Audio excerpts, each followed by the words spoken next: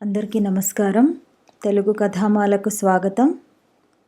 కొమ్మూరి వేణుగోపాలరావు గారి హారతి నవల చదువుకుంటున్నాము. ఆ సాయంత్రం శ్రీధర్ ఇంటికి చేరేసరికి చిట్టిబాబుకు జ్వరం కూడా వచ్చేసింది. ఆదిశేషయ్య గారు అటు నుంచి కారులో క్లబ్కు వెళ్ళిపోయి ఉంటారు. ఇంటికి రాలేదు. సీతమ్మ ద్వారా జరిగిందంతా విని శ్రీధర్ గుండె చెదిరిపోయి గబగబా కొడుకు గదిలోకి పరిగెత్తాడు.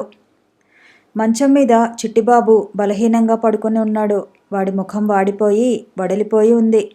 నాన్నా అన్నాడు చేతులు జాస్తూ. చిట్టి అంటూ శ్రీధర్ మంచం మీద కూర్చుని కొడుకు ఒంటి మీద చేయి వేశాడు. ఒళ్ళు కొద్దిగా కాలుతోంది. అతనిలోని పుత్రప్రేమ కట్టలు తెగి పెళ్ళుబికి వచ్చింది. కేశవులు చచ్చిపోయాడు నాన్న. 6 ఏళ్ల పిల్లాడిలా మాట్లాడడం లేదు చిట్టిబాబు. పరిపక్వత చెందిన బాలకుని పలుకుల్లా ఉన్నాయి. తప్పు చిట్టి, అలాంటి మాటలు మాట్లాడకూడదు. కేశవులు చెర్లో మునిగిపోయాడు నాన్న. వాడి చెయ్యి నీళ్లపైకి ఉష్ అంటూ వాడు జుట్టు నిమురుతూ, అదంతా మర్చిపో చిట్టి, అదంతా మర్చిపో చిట్టి, హాయిగా పడుకో. చిన్నపిల్లలు పెద్ద మాటలు మాట్లాడకూడదు తెలుసా అన్నాడు లాలనగా. నాకు నిద్ర రావటం లేదు నాన్న. గట్టిగా కళ్ళు మూసుకుని పడుకో బాబు, అదే వస్తుంది. ఊహు, రావటం లేదు నాన్న. శ్రీధర్ క్షణంసేపు ఆలోచించాడు. అమ్మ పాడిన పాట పెడతా, వింటావా అన్నాడు. అమ్మ పాట? అవును, మన అమ్మ పాటే. ఉండు, ఇప్పుడే వస్తాను అని శ్రీధర్ గబగబా మేడ మీదికి పరిగెత్తాడు. గది తలుపులు తెరిచి ఓ మూల బల్ల మీదనున్న టేప్ రికార్డర్ తీసుకుని త్వరగా కిందికి వచ్చాడు. చిట్టిబాబు మంచానికి దగ్గరగా దాన్ని అమర్చి వైరు ప్లగ్కి కనెక్ట్ చేశాడు. టేప్ ఆన్ చేశాడు. వాతావరణం యుగాల వెనకటి శీతల పవనంలా చప్పున మారిపోయింది. గాలికి గది కిటికీ తలుపులు, కిటికీ తెరలు జాలిగా కదిలాయి. మృదు సుగంధం వీచినట్లు చరిత్ర చాటున ఉన్న పల్చటి తెరల్ని లేత విద్యుత్ తరంగంలా కదిలిస్తూ అలజడి కలిగిస్తూ ఆ గదిని, ఆ ఇంటిని, ఆ ఇంట్లో ఉన్న మనుషులందరినీ ఆక్రమించేసింది హరిలీల పాట. గది బయట గోడ కానుకుని నిలబడ్డ హారతి కర్పూర కలికలా కరిగి తనలో తాను హరించుకుపోయింది. అతని గదిలోని ఆమె ఫోటోలు, అతని మూగవేదన, ఇంకా ఆమె తాలూకు జ్ఞాపక చిహ్నాలు తెలియచెప్పని నిజం ఆమె గానం నిరూపించినట్లయింది. ఆ క్షణంలో హారతికి హరిలీలంటే అర్థమైంది. శ్రీధర్ ముఖంలో రంగులు మారిపోతున్నాయి. అది కాంతి కాదు, చీకటి కాదు. నిజమైన సత్యానికి నిర్దిష్టమైన నైజం ఎప్పుడూ ఉండదు. హరిలీల పాట ఆ ఇంటిని, ఆ ఇంటి గోడల్ని ఆధారం చేసుకుని, ఆసరా చేసుకుని భూన భోంతరాల్లోకి వ్యాపిస్తున్నట్లు ఎక్కడి నుంచో తొలుచుకు వస్తోంది. వంటింట్లోని సీతమ్మ స్తంభీభూతురాలైపోయింది. తల్లి, మా తల్లి అని ఆర్తనాదం చేసింది ఆమె బలం తగ్గిపోయే గుండె. శివయ్య నేలకంటుకుపోయాడు. కన్నీళ్లతో వాడి చెంపలు తడిశాయి. చిట్టిబాబు ముఖం నల్లగా మాడిపోయింది. వాడి చిన్నారి దేహం గజగజమని వణికింది. మెలికలు తిరిగిపోతున్నాడు. నాన్నా అని అరిచాడు వెర్రిగా. హారతి త్రుళ్ళిపడి లోపలకు పరిగెత్తింది. శ్రీధర్ నిర్ఘాంతపోయి కొడుకు వంక చూస్తున్నాడు. కానీ హరిలీల పాట ఆగలేదు. ఆపు నాన్న, ఆ పాట ఆపు నాన్న. శ్రీధర్ కళ్ళప్పగించి కొడుకుని చూస్తున్నాడు. అతని చెయ్యి అప్రయత్నంగా టేప్ రికార్డర్ ఆఫ్ చేసింది. చచ్చిపోయిన వాళ్ళు పాడతారా నాన్న? శ్రీధర్ అలాగే చూస్తున్నాడు. ఆ పాట నాకెప్పుడు వద్దు, నాకు భయం. శ్రీధర్కి తెలియటం లేదు. భయం నాన్న, నాకు ఆ పాటంటే భయం. చచ్చిపోయిన వాళ్ళంటే భయం. అమ్మంటే భయం. బొమ్మంటే భయం. కేశవులంటే భయం.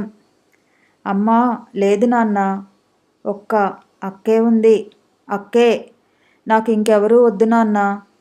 బాబూ అంటూ హారతి ఒక్క విసురున ముందుకు వెళ్ళి మంచం మీద కూర్చుని చిట్టిబాబు ముఖాన్ని 2 చేతులతో నిమరసాగింది. ఆ సమయంలో ఆమెకు తను మంచం మీద శ్రీధర్ పక్కనే కూర్చున్నానన్న సంగతి స్ఫురించలేదు. అక్కా, నువ్వే నాకు ఇష్టం, నువ్వే కావాలి. హారతి దుఃఖాన్ని ఆపుకుంటూ నిశ్శబ్దంగా అలాగే కూర్చుంది. శ్రీధర్ ఎప్పుడు లేచి టేప్ రికార్డర్ తీసుకుని పైకి వెళ్ళిపోయాడో ఆమెకు తెలియదు. చిట్టిబాబు ఆమె కళ్ళల్లోకి చూస్తూ తన కళ్ళతో నవ్వాడు. ఆ కళ్ళు అలా ఎందుకు నవ్వాయో హారతికి అర్థం కాకపోయినా అప్రయత్నంగా ఆమె కూడా ఏడుస్తున్న పెదవులతో నవ్వింది. మరికొంతసేపటికి చిట్టిబాబు నిద్రపోయాడు. హారతి లేచి వాడి ముఖం వైపు ఒకసారి చూసి చప్పుడు చేయకుండా బయటకు వచ్చేసరికి శ్రీధర్ మెట్లు దిగి కిందకు వస్తున్నాడు. ఆమె ఉన్న చోటనే ఆగిపోయింది. అతను కిందకు దిగి ఆమెను సమీపించాడు. ఇద్దరూ ఒక్క క్షణం మౌనంగా నిలబడ్డారు. హారతి ముఖం ఎత్తి అతని కళ్ళల్లోకి చూసింది. క్షమించండి, మా గురించి చాలా నిందను భరించారు మీరు. ముఖం పక్కకి తిప్పుకుని సన్నని స్వరంతో అన్నదామె. ఏం చేశాను నేను? నాకు అప్పగించిన బాధ్యతను సరిగ్గా నిర్వర్తించలేకపోయాను. ఈ దాసీది ఏమరపాటుగా లేకుండా ఉంటే ఇంత అనర్థం జరిగేదా? శ్రీధర్ ముఖం నల్లబడిపోయింది. ఆమె పెదవులు రెండు తన చేత్తో మూసేటంతటి ఉద్రేకం అతనికి వచ్చింది. కుడిచేయి కాస్త గాలిలో లేచింది కూడా. కానీ అప్పటికప్పుడే ఆత్మవిమర్శ చేసుకుని తనని నిగ్రహించుకున్నాడు. మీరు దాసియా మీరు? మరెవర్ని? ఈ ఇంటి గృహలక్ష్మివి అని అతను ఇహ అక్కడ ఉండకుండా లోపలికి వెళ్ళిపోయాడు. కాసేపున్నాక హారతి మేడ మీదకి వెళ్ళేసరికి అప్పటికే Sridhar black and white open చేసి కాస్త నిషాలో ఉన్నాడు. హారతిని చూసి తికమకపడ్డాడు. బాబుకి కాస్త జ్వరం వచ్చింది కదా, డాక్టర్కి కబురు చేయవద్దా? మన ఫ్యామిలీ డాక్టర్ గారు ఎవరు అని అడిగింది ఆమె. అవునవును, డాక్టర్కి కబురు చేయవద్దు, మరిచిపోయాను అని అతను డాక్టర్ గారి పేరు చెప్పాడు. హారతి మళ్ళీ కిందకు దిగి వచ్చి డాక్టర్ గారి పేరు టెలిఫోన్ డైరెక్టరీలో వెతికి నెంబర్ కనుక్కొని అక్కడికి ఫోన్ చేసింది. ఆయన ఇంట్లో లేడని, పొరుగురు వెళ్ళాడని అవతల నుంచి ఎవరో చెప్పారు. ఆమె గదిలోకి వెళ్ళి చిట్టిబాబు ఒంటి మీద చేయి వేసి చూసింది. జ్వరం అంతగా ఉన్నట్లు కనబడలేదు. అప్పుడే హార్లిక్స్ తాగి పడుకున్నాడు చిట్టిబాబు. హారతికి పర్వాలేదనిపించింది. జెర్సుకో పట్టి కొద్దిగా జ్వరం తగిలింది, నెమ్మదిగా తగ్గిపోతుందని స్థిమితపడి యువతలకు వచ్చేసింది. ప్రతిరోజు మామూలుగా ఇంటికి వెళ్ళవలసిన వేళ అయ్యేసరికి శివయ్య అడిగాడు, అమ్మగారు ఈ పూట ఇక్కడ పడుకోమంటారా? అక్కర్లేదు శివయ్య, బాబుకి స్వస్థతగానే ఉంది, నువ్వు ఇంటికి వెళ్ళిపో పాపం. శివయ్య వెళ్ళిపోయాడు. ఆ రాత్రి శ్రీధర్ పరిస్థితి మరీ విపరీతంగా తయారైంది. క్షణానికి అతనికి చిట్టిబాబు అన్న మాటలు గుర్తుకు వస్తున్నాయి. ఆ పాట నాకెప్పుడూ వద్దు, నాకు భయం. చచ్చిపోయిన తల్లి పాటంటే వాడికి భయం. ఆ పాటంటే నేను పడి చచ్చిపోతున్నాను. నాకు హరిలీల కావాలి, ఆమె లేందే బ్రతకలేను. ఆమెను మర్చిపోలేకుండా ఉన్నాను. ఆమెను మర్చిపోవాలి. ఆమె ఫోటోలు నన్ను ఉన్మత్తుణ్ణి చేసేస్తున్నాయి అని చూస్తూ నలిగిపోతున్నాను. ఈ నరకం భరించలేను అనుకుంటూ గోడ మీది ఆమె ఫోటోలన్నీ తీసేసి పెట్టెలో గుడ్డల అడుగున దాచేశాడు. ఈ పాట నా గుండెల్ని చిదిపేస్తోంది. హరిలీల చచ్చిపోయిందన్న సత్యాన్ని నమ్మకుండా చేస్తోంది. ఆమె ఎక్కడి నుంచో తిరిగి వస్తుందన్న భ్రమను కలిగిస్తోంది. ఆమె గొంతు ఇహ నాకు వినిపించకూడదు అనుకుంటూ ఆమె పాటలను రికార్డు చేసిన టేపులన్నీ తీసి వాటిని డీరేంజ్ చేసేశాడు. హరిలీల ఇహ నాకు లేదు, ఈ సత్యాన్ని నేను నమ్మాలి అనుకుంటూ సీసా ముందు కూర్చున్నాడు. పిచ్చెత్తినట్లు తాగటం మొదలుపెట్టాడు. రాత్రి 9 గంటల వేళ హారతి అతని గదిలోకి రెండోసారి వచ్చింది. ఆమె ముఖం వ్యాకులపాటుతో నిండిపోయి ఉంది. బాబుకి జ్వరం బాగా వచ్చేసిందండి, ఎవరినైనా డాక్టర్ని పిలుచుకురండి అంది. శ్రీధర్ ఆమె మాటల్ని విని లేచి నిలబడటానికి ప్రయత్నించాడు. కానీ ఆ రోజు మోతాదు బాగా ఎక్కువైపోయిందేమో, నిలబడలేకుండా ఉన్నాడు. కాలు జారి పడబోయి సోఫా పట్టుకుని నిలదొక్కున్నాడు. లాభం లేదండి, నా పరిస్థితి ఏమీ బాగాలేదు, మా నాన్నకి కబురు చేయండి అన్నాడు తడబడే కంఠంతో. ఎక్కడున్నారని కబురు చేయను? శోభా క్లబ్ బషీర్బాగ్లో ఉంది. ఆ మాత్రం సమాచారమే హారతికి చాలనిపించింది. క్రిందకు దిగి వచ్చేసి డైరెక్టరీ వెతికి క్లబ్ నెంబరు పట్టుకొని అక్కడకు ఫోన్ చేసింది. అవతల నుంచి ఎవరో మొగకంఠం పలికింది. ఎస్, ఆదిశేషయ్య గారున్నారా? ఫోన్లో మృదుమధురమైన కంఠం వినబడేసరికి ఆ వ్యక్తిలోకి ఎక్కడలేని ఉత్సాహం, దాంతోపాటు వెకిలితనం కూడా వచ్చింది. ఆమె ప్రశ్నకి సమాధానం చెప్పకుండా ఆమె కంఠాన్ని వర్ణించడం మొదలుపెట్టాడు. అతను కూడా డోసులో ఉన్నట్లున్నాడు. అంత మంచి కంఠం గల అమ్మాయి ఎంత అందగత్తె అయి ఉంటుందో అన్న ఆశ్చర్యం వెలిబుచ్చాడు. షటప్ అంది హారతి.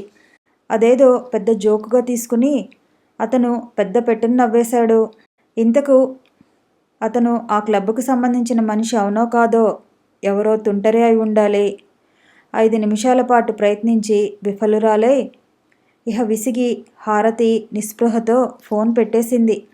తన గదిలోకి వెళ్ళేసరికి చిట్టిబాబు మంచం మీద పడుకొని కలవరిస్తున్నాడు. సీతమ్మ వాడి పక్కనే మంచం మీద దుర్విధిని తిట్టుకుంటూ కూర్చుంది. శ్రీధర్ వెడుతున్నాడా డాక్టర్ని తీసుకురావడానికి అని అడిగింది ఆత్రుతగా హారతిని చూసి. ఆయన వెళ్లే పరిస్థితిలో లేరండి అని ఆమె మంచం దగ్గరకు వచ్చి కొంచెం ఒరిగి చిట్టిబాబు ఒంటి మీద చేయి వేసి చూసింది. జ్వరం మండిపోతోంది. 104 డిగ్రీలో ఉంటుంది. అప్పటికి రిఫ్రిజిరేటర్లోంచి ఐస్ తీసి రబ్బర్ సంచిలో ఉంచి వాడి తల మీద ఉంచింది. ఇంట్లో ఏమూలో ఓ జ్వరం బిళ్ళ కనబడితే అది మింగించింది. కానీ ఏమీ తగ్గలేదు. ఉన్నట్లుండి ముంచుకొచ్చేసింది జ్వరం. ఆ జ్వరంలో వాడు ఏమిటేమిటో కలవరిస్తున్నాడు. కేశవులు చెర్లో మునిగిపోయాడు, చచ్చిపోయాడు. వాడి చెయ్యి నీటిపైకి, అదిగో ఎలా కదులుతోందో. నేను చంపలేదక్కా, వాడే రమ్మన్నాడు. నిజమక్కా, నేను చంపలేదు. పట్టుకుంటాడని నా చెయ్యి అందించాను కూడా, అందలేదు. అమ్మ పాట వద్దక్కా, నాకు భయం. చచ్చిపోయిన వాళ్ళంటే నాకు భయం. నేను చచ్చిపోతానా అక్కా? భగవంతుడా అనుకుంటూ సీతమ్మ చీటికి మాటికి కళ్ళు తుడుచుకుంటోంది. హారతికి కాళ్ళు చేతులు ఆడటం లేదు. ఉండమ్మా, నేను వెళ్ళి ఆ వెధవని తీసుకువస్తాను శ్రీధర్ని ఉద్దేశించి అంటూ సీతమ్మ లేవబోయింది. ఇంతలో హారతికి మరో ఆలోచన వచ్చింది. ఇప్పుడే వస్తానుండండి అంటూ యువతలకు వచ్చి ఫోన్ దగ్గరకు వెళ్ళి డైరెక్టరీ తీసి 4-5 డాక్టర్ల ఫోన్ నంబర్లు నోట్ చేసుకుంది. ఒకరికి ఫోన్ చేసింది. ఆయన ఈ వేళగాని వేళ బయటికి రానని ఖరాఖండిగా చెప్పేశాడు. ఇంకొకరు తను చూస్తున్న కేసు అయితే వచ్చేవాణ్ణే గాని కొత్త కేసు, అందులోనూ ప్రమాద స్థితిలో ఉన్న కేసు టేకప్ చేయనన్నాడు. మరొకరు జవాబు లేదు. ఒకరు అక్కడికే తీసుకువస్తే చూస్తామన్నారు. ఒకరు అక్కడికే తీసుకువస్తే చూస్తానన్నారు. ఆయన ఇల్లెక్కడో కనుక్కుని అంత జ్వరంలో ఉన్న పిల్లాన్ని తీసుకుని అర్ధరాత్రి వేళ ఎలా వెళ్ళగలదు? ఆమె హతాశురాలైపోయింది. ఏడుపు ఆపుకోలేకపోతుంది. తను ఈరోజు అన్ని బుద్ధి తక్కువ పనులే చేస్తోంది. మధ్యాహ్నం చిట్టిబాబుని ఏమరి ఉండటం ఓ తప్పు. శివయ్య తోడు ఉంటానన్నా వినకుండా అహంభావంతో అతన్ని పంపించి వేయటం మరో తప్పు. తనని తాను నిందించుకుంటూ మలిన వదనంతో లోపలికి వెళ్ళింది. తల వంచుకుని చిట్టిబాబు తలకి ఐస్ పెడుతూ మౌనంగా నిలబడింది. ఏమమ్మా, దీనికి పరిష్కారం ఏమిటి అని అడిగింది సీతమ్మ వృద్ధ కంఠంతో. ఆమెకు కడుపు మండిపోతోంది. 2 మగవాళ్ల ఆసరా ఈ కుటుంబానికి ఉండి కూడా నిష్ప్రయోజనమైపోయిందే అని తెగ మదన పడిపోతోంది. హారతి జవాబు చెప్పలేదు.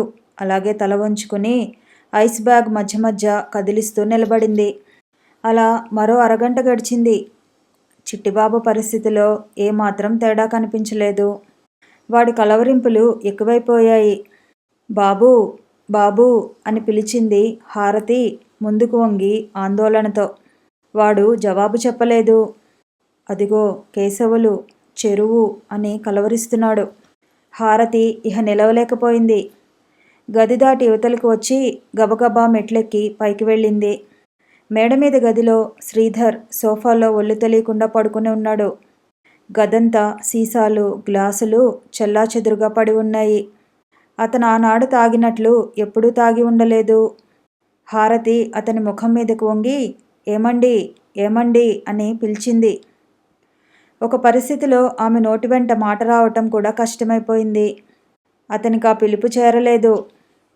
ఆమె ఓర్పు కోల్పోయి అతని భుజాలు పట్టుకు కుదుపుతూ చిన్నబాబుగారు, చిన్నబాబుగారు అని పిలిచింది కొంచెం గట్టిగా. ఈసారి అతడు అతి బలవంతం మీద కనురెప్పలు తెరిచాడు.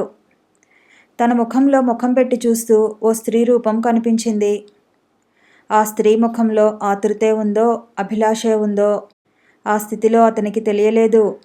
తన చెయ్యి జాపి ఆమె రెక్కబుచ్చుకుని గభాల మీదకి లాక్కుంటూ హరిలీలా అన్నాడు.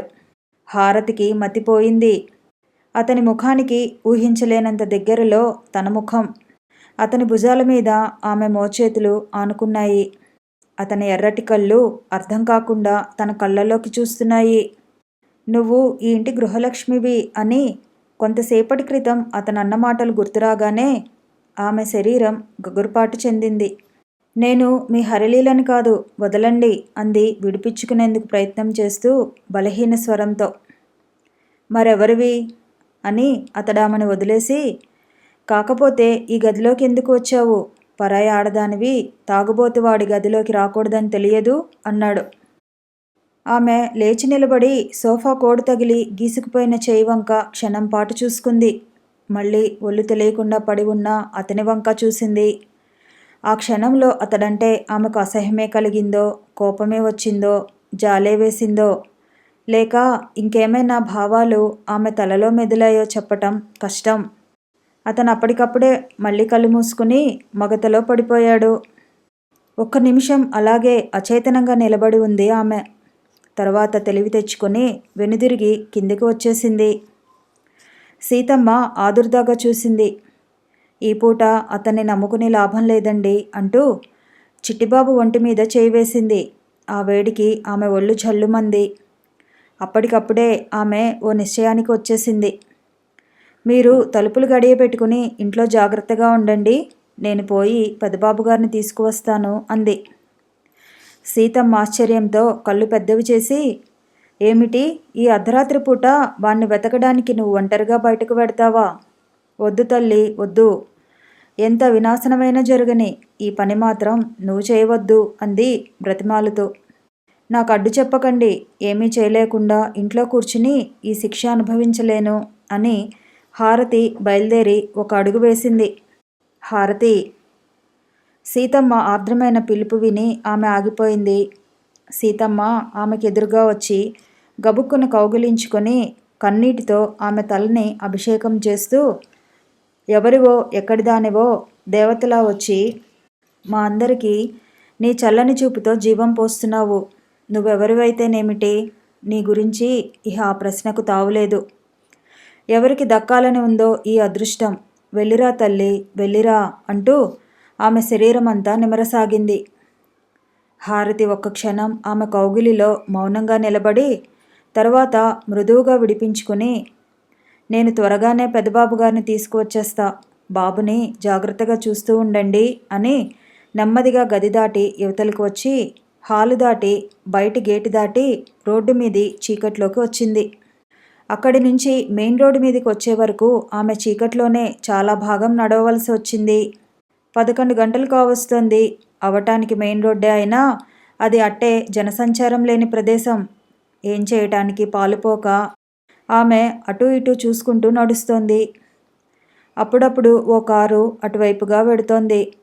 ఖాళీ రిక్షా ఒకటి కనబడలేదు. అట్లా ఆమె ఓ 5 నిమిషాలు నడిచాక అదృష్టవశాత్తు ఖాళీ ట్యాక్సీ ఒకటి ఎదురుగా వస్తూ కనిపించింది. మీటర్ని బట్టి ఆమె ట్యాక్సీని గుర్తుపట్టి ఆపమన్నట్లు చేయి చూపించింది. డ్రైవర్ కారు ఆపి ఆమె వంక చూస్తూ, ఎక్కడికి పోవాలి మేం సాబ్ అని అడిగాడు. బషీర్బాగ్. ఎక్కండి అని వెనక తలుపు తెరిచాడు. ఆమె ఎక్కి కూర్చున్నాక కారు కదిలింది. ఆమె మనసు అక్కడ లేదు. ఎక్కడ ఉందో కూడా తెలియని స్థితి. 10 నిమిషాలు గడిచాక డ్రైవర్ కంఠం వినబడేసరికి ఆమె ఉలిక్కిపడి ఆ అంది. బషీర్బాగ్ వచ్చేసాం మేం సాబ్, ఎటుపోనివ్వమంటారిప్పుడు? ఆమె ఒక్క నిమిషం ఆలోచించి, నీకు శోభా క్లబ్ తెలుసా అని అడిగింది. అతను తల ఊపుతూ, తెలుసు మేం సాబ్, ఆ దగ్గరలో ఎవరింటికైనా వెళ్ళాలా అని అడిగాడు. అతను తెలుసుననేసరికి ఆమె నెత్తిమీద నుంచి బరువు దింపేసినట్లయింది. ఎంతో ఊరట కలిగింది. దగ్గరలో కాదు, ఆ క్లబ్లోనే, సరాసరి పోనీయి అంది. డ్రైవర్ తల వెనక్కి తిప్పి ఆమె వంక ఆశ్చర్యంగా చూశాడు. అర్ధరాత్రి వేళ గౌరవనీయమైన కుటుంబానికి చెందినట్లున్న ఓ స్త్రీ జూదానికి, తాగుడుకు ఆలవాలమైన క్లబ్బుకి ఒంటరిగా బయలుదేరటం. ఆమె అతని చూపులోని భావాన్ని గుర్తించి, త్వరగా పోనీయ బాబు, నీకు పుణ్యం ఉంటుంది అంది అసహనంగా. అతను మారు మాట్లాడకుండా కారు ఎడమవైపు త్రిప్పాడు. మరో 4 నిమిషాల్లో కారు క్లబ్ ఆవరణలో ఉంది. హారతి కారు దిగి నలువైపులా కలియజూసింది. అక్కడ చాలా కార్లు పార్కు చేసి ఉన్నాయి. ఎదురుగా ఉన్న ఆ విశాలమైన భవంతి విద్యుత్ దీపాల వెలుగులో నిండిపోయి ఉంది. ఆమె అక్కడి నుంచి కదలబోయేసరికి డబ్బు తీసుకురాలేదన్న విషయం గుర్తు వచ్చింది.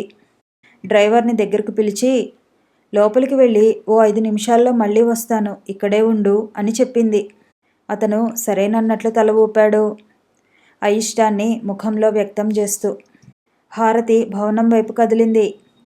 మెట్లెక్కి హాల్లోకి వెళ్ళేసరికి గుమ్మం దగ్గర దార్వాల్ కునికిపాట్లు పడుతూ కూర్చున్నాడు. ఆమె నిస్సంకోచంగా అతన్ని దాటి లోపలికి వెళ్ళింది. దార్వాన్ ఆమెను గమనించనే లేదు. లోపల చాలా గదులున్నాయి. కొన్నింటిలో మనుషులు గుబురుగా కూర్చుని తాగేస్తున్నారు. కొన్నింటిలో బల్లల ముందు కూర్చుని పేకాట ఆడేస్తున్నారు. కొన్నింటిలో పేకాట ఆడుతూ తాగుతున్నారు. గదులన్నీ చూసుకుంటూ ముందుకు పోతోంది హారతి. తమ అభిరుచుల్లో ఎంత మునిగిపోయి ఉన్నా ఆమె ఉనికి అక్కడున్న ప్రతివారిలోనూ సంచలనం కలిగించింది. కొందరు ఆశ్చర్యంగా తలలు పైకెత్తి చూశారు. కొందరు వారిలో వారు ఆమెను గురించి వ్యంగ్యార్థంతో జోక్స్ కట్ చేసుకున్నారు. ఒకరిద్దరు ఈలవేశారు. ఆమె ఇవేమీ లక్ష్య పెట్టకుండా ప్రతివారి ముఖంలోకి పరిశీలనగా చూస్తూ గదులన్నీ గాలించింది. ఆదిశేషయ్య గారెక్కడా కనిపించలేదు. మళ్ళీ వెనక్కి తిరిగి వచ్చి ఎదురుగా కనిపిస్తున్న మేడమెట్ల గుండా పైకి వెళ్ళింది. అక్కడ కూడా ఆమెకు అలాంటి సత్కారమే లభించింది. 4-5 గదులు వెతికాక చివరికి ఆమె కృషి ఫలించింది. ఓ గదిలో ఆదిశేషయ్య గారు బల్ల చుట్టూ ఉన్న కుర్చీలలో 4-5గురితో కూర్చుని తీవ్రమైన పేకాటలో మునిగి ఉన్నాడు. హారతి ఆ గదిలో అడుగుపెట్టి ఆయన్ని చూడగానే హమ్మయ్య అనుకుని ఎట్లా పిలవాలా అని ఆలోచిస్తూ నిలబడింది. 4 కలిసి పేకాడే చోటుకు ఓ స్త్రీ వచ్చి నిలబడి అందులో ఒకరి వంక తదేకంగా చూస్తూ ఉండటం చూసి అక్కడున్నవారు విభ్రాంతిలో మునిగిపోయారు. వాళ్ళలో వాళ్ళు ఒకరి ముఖం ఒకరు చూసుకుంటున్నారు. చివరికి ఆదిశేషయ్య గారు కూడా తల ఎత్తి ఎదురుగా హారతిని చూసి నిశ్చేష్టుడైపోయాడు. 1 నిమిషం నిశ్శబ్దంగా దొర్లింది. అప్పటికి తేరుకొని, హారతి, ఏమిటిది అంటూ లేచి నిలబడ్డాడు. కాళ్ళు చచ్చుబడినట్లుగా అనిపించింది. ఒక్కసారి ఇలా రండి అంది హారతి నమ్రతతో. ఆదిశేషయ్య గారు బల్ల విడిచి యువతలకు వచ్చి గది దాటి వసారాలోకి ఆమెను అనుసరించాడు. ఇద్దరు ఒకరికి అభిముఖంగా ఒకరు నిల్చున్నారు. వాడిపోయి ఉన్న ఆమె ముఖం మీద చిరుచెమటలు పట్టి ఉన్నాయి. బయట నుంచి వీస్తున్న గాలికి ఆమె ముంగురులు అటు ఇటు చెదురుగా పడి ఉన్నాయి. చిన్న ఒగర్పు కూడా వస్తోంది హారతికి. బాబుకు చాలా జ్వరంగా ఉంది, ఏమిటేమిటో కలవరిస్తున్నాడు. ఆదిశేషయ్య గారు ఆతృతగా అడిగాడు, ఇంట్లో వాళ్ళంతా ఏమయ్యారు? శ్రీధర్ లేడా? హారతి జరిగిందంతా క్లుప్తంగా చెప్పింది. ఆమె చెప్పేది వింటుంటే తల భూమిలోకి కుంగిపోయినట్లయింది ఆదిశేషయ్య గారికి. తనంటే తనకు అసహ్యం వేసింది. తనను ఆ పరిసరాలను అమిత నీచంగా చిత్రించుకున్నాడు ఆ క్షణంలో. పద అన్నాడు హడావిడిగా. ఇద్దరు మేడ దిగి కిందకు వచ్చారు. టాక్సీ వాడికి డబ్బిచ్చి పంపేశాక ఆయన చెట్ల కింద పెట్టి ఉన్న తన కారుని యువతలకు తీసుకువచ్చాడు. హారతి ముందు సీట్లో ఆయన పక్కనే కూర్చుంది. రోజు పేకాట మస్తుగా ఆడే ఈ పెద్ద మనిషి బంగారంలో మెరిసిపోయే ఓ యువతిని పక్కన కూర్చోబెట్టుకుని హడావిడిగా కారులో వెళ్ళిపోవటం క్లబ్లోని వాళ్ళు చాలామంది తిలకించారు. ఆయనకు భార్య లేని సంగతి, ఇంకే ఆడది లేని సంగతి వాళ్లకు అంతవరకే తెలుసు. మన ఫ్యామిలీ డాక్టర్ లేకపోతే మానే, నాకు తెలిసిన డాక్టర్లు చాలామంది ఉన్నారు. శ్యామసుందర్ గారని చాలా మంచి డాక్టర్, ఆయన్ని తీసుకుపోదాం అన్నాడు దారిలో. ఆమె ఏమీ జవాబు చెప్పకపోయేసరికి తల త్రిప్పి ఆమె వంక చూశాడు. అవతల చాలా స్థలం ఉన్నా తనకు చాలా దగ్గరలో ఇంచుమించు తాకుతూ కూర్చుంది. తన ప్రశ్న ఆమెకు వినిపించినట్లేదు. అలసిపోయినట్లుగా, ఇహ ఏమీ శక్తి లేనట్లుగా తన వైపు ఒదిగి కూర్చుని అద్దంలోంచి భావశూన్యంగా ఎటో చూస్తోంది. తన బాధ్యత తను నెరవేర్చానన్న తృప్తి, ఆ తృప్తి ఇస్తున్న ఊరట ఆమెలో గోచరిస్తున్నాయి. ఆ స్థితిలో ఆమెను చూసి ఆయన మనసు అదోలా అయిపోయింది. ఆమె అంటే ఆపేక్ష పొంగి పొర్లింది. అప్రయత్నంగా తన ఎడమ చేతిని ఆమె భుజం చుట్టూ వేశాడు. అప్పటికి ఆమెలో గగురుపాటు లేదు. ఆమె చలించలేదు. అనాసక్తంగా బయటకు చూస్తూ అలానే కూర్చుంది. కారు డాక్టర్ శ్యామసుందర్ ఇంటి ముందు ఆగే వరకు వాళ్ళిద్దరూ ఆ స్థితిలోనే ఉన్నారు. డాక్టర్ ఆ ఇంట్లో దాదాపు గంటసేపు ఉండి చేయవలసిన చికిత్సంతా చేశాడు. కాసేపటికి గుణం కనిపించింది. చిట్టిబాబు స్థితి ఇంతకు మునుపు కన్నా మెరుగైంది.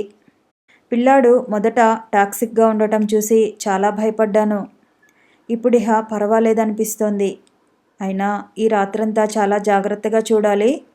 రాత్రంతా ఎవరో ఒకరు అతన్ని కనిపెట్టుకునే ఉండాలి అన్నాడు డాక్టర్. డాక్టర్ పర్వాలేదంటారా అని అడిగింది హారతి వ్యాకులపాటుతో. షాక్ వల్ల వచ్చిన జ్వరమమ్మ, ఉధృతంగా రావటం వల్ల అతని లేత శరీరం తట్టుకోలేకపోయింది. He will be all right అని, అవసరం వస్తే వాడమని కొన్ని మందులిచ్చి అవి ఏ పరిస్థితిలో వాడాలో వివరంగా చెప్పి బయటకు నడిచాడు. ఆయన్ని దించి రావటానికి ఆదిశేషయ్య గారు కూడా వెళ్ళాడు. హారతి ఓ చేయి వాడి మీద వేసి మంచం మీదనే కూర్చుని ఉంది. సీతమ్మ ఓ సోఫా దగ్గరకు లాక్కుని కూర్చుని మధ్య మధ్య అయ్యో అయ్యో అంటోంది. మీరు పడుకోండి, పెద్దవారు ఎంతసేపు మెలకుగా ఉంటారు? బాబు దగ్గర నేను ఉంటానులేండి అంది హారతి సానుభూతితో. పిల్లాడి స్థితి ఇలా ఉంటే నాకేమైనా నిద్ర పడుతుందా? నా సంగతి చెబుతున్నావు గాని నీ సంగతి ఏమిటి? మధ్యాహ్నం నుంచి ఎంత అలసిపోయావు తెలుసా అన్నది గాని ఆమెకు కొనికిపాట్లు ముంచుకొస్తున్నాయి. పాపం ఆమె ఆరోగ్యం అంత మంచిది కూడా కాదు. ఆదిశేషయ్య గారు డాక్టర్ని కారులో ఆయన ఇంటి దగ్గర దింపి తిరిగి వచ్చేసరికి హారతి ఇంకా అలానే ఉండటం గోచరించింది. చిట్టిబాబు డాక్టర్ గారు ఇచ్చిన ఇంజెక్షన్ వల్ల నిద్రపోతున్నాడు. ఇప్పుడు కలవరింతలు లేవు. సీతమ్మ సోఫాలో వరిగి నిద్రపోతున్నది. ఆయన హారతి వెనుకగా వెళ్ళి నిలబడ్డాడు. ఆమె భుజం మీదుగా నిద్రపోతున్న చిట్టిబాబు వడలిపోయిన వదనం కనిపిస్తున్నది. ఆమె ఆయన రాకను గుర్తించినట్లు లేదు. ఒక్క నిమిషం మెదలకుండా నిలబడి నెమ్మదిగా ఆమె భుజం మీద చేవేశాడు. ఆమె ఉలికిపడి ముఖం వెనక్కి తిప్పి ఆయన్ని చూచి కొంచెంగా నవ్వి, మీరా పెదబాబు గారు అంది. హారతి, ఎంతసేపని మేలుకొని ఉంటావు? నువ్వెంత బలహీనంగా కనిపిస్తున్నావో తెలుసా? నువ్వెళ్ళి పడుకో, బాబుని నేను చూస్తాను. ఆమె ముఖం తిప్పుకొని చిట్టిబాబు వంక ప్రేమగా చూస్తూ, నాకు ఈ రాత్రి నిద్ర రాదు పెదబాబు గారు.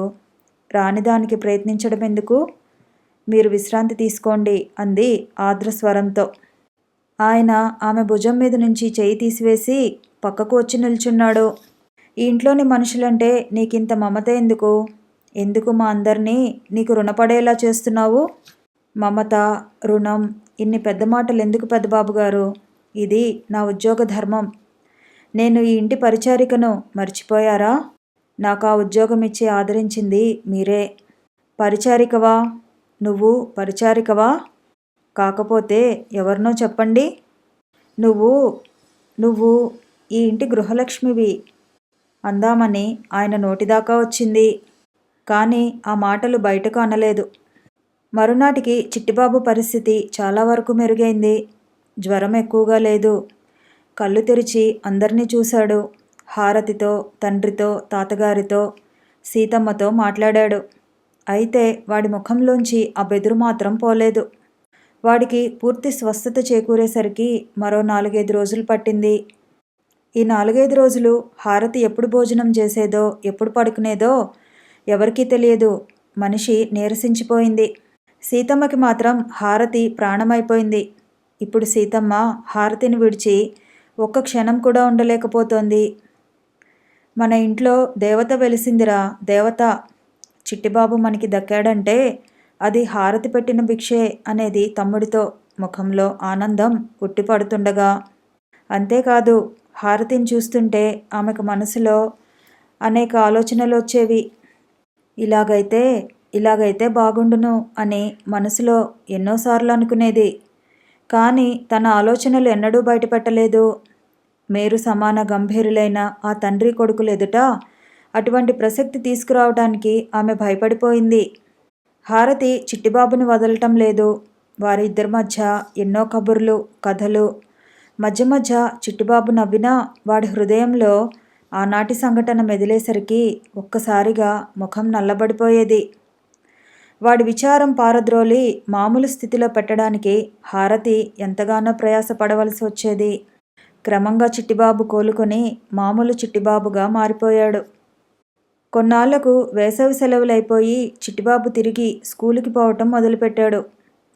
మొదటి రోజుల్లో పక్కింటి ఆవిడ వల్ల అనుచితం ఏమైనా జరుగుతుందేమోనని భయపడి హారతి శివయ్యను తోడిచ్చి పంపేది. కానీ పక్కింటి గృహిణి ఆ తర్వాత ఎప్పుడూ ఇటువైపు తొంగైనా చూడలేదు. గుమ్మం దాటి బయటకు వచ్చిన జాడ కూడా లేదు. హారతి తన అపోహకు సిగ్గుపడి వాడుక రిక్షాలో యథాప్రకారం చిట్టిబాబుని ఒంటరిగానే పంపించసాగింది. ఆ ఇంట్లో అందరకు హారతి తలలో నాలికైపోయింది. ఆదిశేషయ్య గారైతే ఎప్పుడు హారతి హారతి అని పిలిచి ఏదో చెబుతూనే ఉంటారు. చివరికి ఆ ఇంటికి సంబంధించిన ప్రతి చిన్న విషయమూ కూడా ఆయన ఆమెతో చెప్పాల్సిందే. ఒకరోజు ఆయన స్నేహితుడు రామనాథం ఆయన్ని చూడటానికి వచ్చాడు. ఆదిశేషయ్య గారు అతన్ని ఆదరంగా ఆహ్వానించి లోపల నుంచి కాఫీ తెప్పించి ఇచ్చాడు. స్నేహితులిద్దరూ కొంచెంసేపు మాట్లాడుకున్నాక రామనాథం అసలు విషయంలోకి వచ్చి, ఈ మధ్య క్లబ్కి రావటం మానేసావేం ఆదిశేషయ్య అని అడిగాడు. ఆయన నవ్వి, నేను పేకాట మానేశాను అన్నాడు. అదేం? ఏమో, నాకిప్పుడు క్లబ్కి రావాలనిపించడమే లేదు. ఆఫీసు నుంచి వచ్చేశాక ఇంట్లోనే కూర్చుని కాలక్షేపం చేయాలనిపిస్తోంది. నా గదిలో కూర్చోవటం, పుస్తకాలు చదువుకోవటం, రేడియో వినటం, జీవితం ఇలా గడిచిపోతే చాలనిపిస్తోంది. కేవలం అంతేనా? ఇంకేం ఆకర్షణలు లేవా? ఆహా, ఏం లేదులే అని రామనాథం నాంచేశాడు. ఆ సమయానికే హారతి లోపల నుంచి వచ్చి హాల్లోంచి తన గదిలోకి వెళ్ళిపోయింది. ఆ అమ్మాయి ఆ రోజు నీకోసం క్లబ్కి వచ్చిన పిల్లే కదూ అన్నాడు రామనాథం అటుకేసి చూస్తూ భావయుక్తంగా. అవును, నా మనుమడికి సీరియస్గా ఉంటే ఆదుర్దాపడి వచ్చింది. ఎవరా అమ్మాయి? మాకు బాగా కావలసిన అమ్మాయి. అంటే ఈ ఇంట్లో ఆమె పాత్ర ఎటువంటిదని? చాలా ముఖ్యమైన పాత్ర. కొద్ది రోజుల్లో నీకు ఇంతకంటే వివరాలతో సమాచారం అందుతుందిలే. రామనాథం ముఖం నల్లబడగా, ఆహా, నా ఉద్దేశం అది కాదు. అసలు నాకు ఇటువంటి విషయాల్లో ఇంట్రెస్ట్ కూడా లేదు అన్నాడు తప్పించుకోవడానికి ప్రయత్నిస్తూ. తర్వాత కాసేపు సంభాషణ పొడిగా గడిచాక రామనాథం, ఇహ వెళతాను ఆదిశేషయ్య అని లేచాడు. కూర్చోబోయి కాసేపు చెస్ ఆడదాం ఉండు. రామనాథం పెద్దగా నవ్వాడు. ₹100 స్టేక్తో రమ్మీ ఆడేవాడికి ఈ చదరంగం ఏమానుతుందోయి. నువ్వంటే మరి బుద్ధిమంతుడివి, వస్తాను అని చెప్పి వెళ్ళిపోయాడు. కథ కొనసాగుతుంది.